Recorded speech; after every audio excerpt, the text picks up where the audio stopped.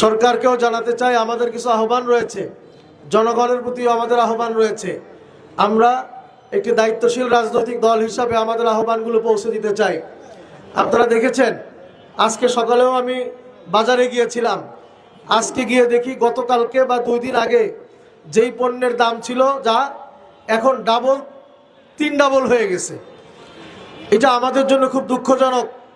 বাংলাদেশ একটি মুসলিম প্রধান দেশ হওয়ার পরেও বাজারের এমনিই তো তাদের নিয়ন্ত্রণ নাই সরকারের। এছাড়াও আমরা যেটা দেখছি রোজা আসলে মানুষের যেগুলি নিত্য প্রয়োজন রোজার সময় এই দ্রব্যগুলোর মূল্য আমরা নিজেরাই কয়েক গুণ করে বাড়িয়ে দিচ্ছি, যেটা অন্যান্য অমুসলিম রাষ্ট্র পর্যন্ত এই মাহে রমাদান উপলক্ষে এগুলি ডিসকাউন্ট করে দেওয়া হয়। প্রিয় ভাইয়ের আমার, এজন্য সকল ব্যবসায়ীদের প্রতি আমাদের উদাত্ত আহ্বান, মাহে রমাদান উপলক্ষে আপনারা এই জালিয়াতিটুকু করবেন না, এই অন্যায়টুকু আপনারা করবেন না।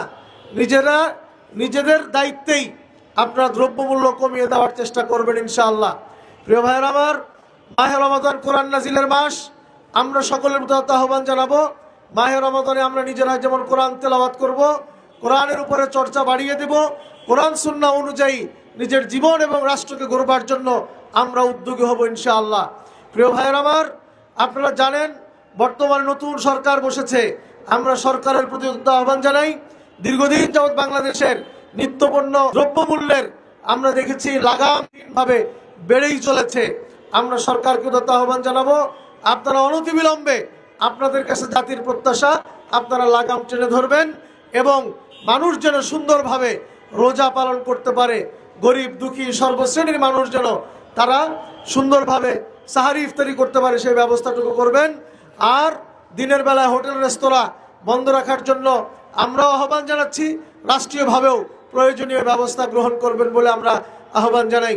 প্রিয় ভাইয়ের আমার, আমরা সকলের প্রতি উদাত্ত আহ্বান জানাই, আসুন আমরা সকলেই মাহে রমজান পেয়ে আমরা নিজেদের যেমন গুনাহ মাফ করাইতে পারি, সাথে সাথে আমরা আমাদের এই প্রিয় মাতৃভূমিকে কোরআন সুন্নাহর আলোকে একটি সুন্দর জনপ্রত্যাশার বাংলাদেশ হিসাবে গড়ে তোলবার জন্য আমরা এই মাহে রমাদানে আমরা শপথ গ্রহণ করব এবং প্রস্তুতি গ্রহণ করব।